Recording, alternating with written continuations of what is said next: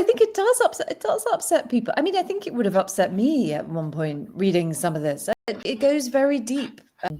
Religion, I think partly because you get it from your family. I don't know if you guys had this, but like you feel a little bit like if somebody criticizes your religion, you feel a little bit like it's like having somebody criticize your mum or something. It's a real. They feel It like goes. you criticizing their person because that's how much part of you it is. Exactly. Yeah, it cuts quite deep. So I think that's one of the reasons why people can't always talk rationally or calmly or. And you were saying like kind of, and you were saying you didn't know about Apollonius. Well, I mean, there's an amazing quote where somebody says that for a time, Apollonius was not a popular author. And when a historian likens Jesus to him in passing in the 17th, 18th century in England, he spends the rest of his life defending himself against it, really. Right. They get very angry with him. And there's another quote from a French historian who says that to write about Apollonius, you're in danger of putting yourself in the Bastille. This stuff was, Christians rightly saw it as dangerous because Jesus says, he's the way, the truth, the light. He doesn't say he's one of them. Right. That brings up an interesting question for me.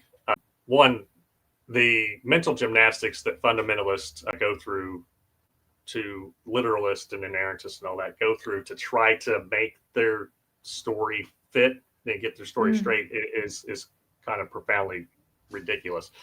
But you wrote this book at a time when Christian nationalism was on the rise. There are things that you write about that are scary parallels of what could become here in the United States if the hard right Catholics like Leonard Leo and Kevin Roberts get their way and the fundamentalist Southern Baptists get their way before they devolve into sectarianism. What kind of blowback have you gotten from not only this book, but the Darkening Ages as well? Well, not everybody is delighted by them. People can get a bit cross. But look, honestly, it would be nice if everybody just said, gosh, well done, that was interesting. But the reason they're interesting is in part because they nettle people, because people find them upsetting. And I can understand it. I would have found stuff upsetting when I was younger, and even when I was like sort of in my 20s. It takes a while. People do get very offended, but the whole point of both of these books is that you need a plurality of views.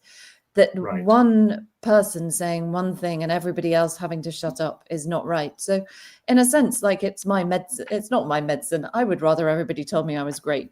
But if they're not going to tell me I'm great, I have to accept that they have their views and that they're going to argue vociferously. But, argument, I think, is good. My whole thing in these books is that what Christianity did is it stamped out argument, it stamped out alternatives, it stamped out alternatives within itself and outside itself, stamped out alternatives in history so that we don't see history as it truly was. People still... It's doing that right now. Yeah. Right and if now you they're trying to do that. Christians paint themselves as the oppressed, but and if you to the extent that I used to, when I was writing my first book, I write about the kind of Christians and the Romans. If you type in prosecution of Christians, the automatic suggestion will be, do you mean persecution of Christians? They just weren't that persecuted. And if you look at it, Christianity portrays itself as the victim, but there's 2 billion Christians in the world. There's not anyone worshipping Zeus anymore. It was not the victim. So, I am not surprised. I'm sure everyone will come around to my way of thinking anyway in the end. I'm an optimist. I think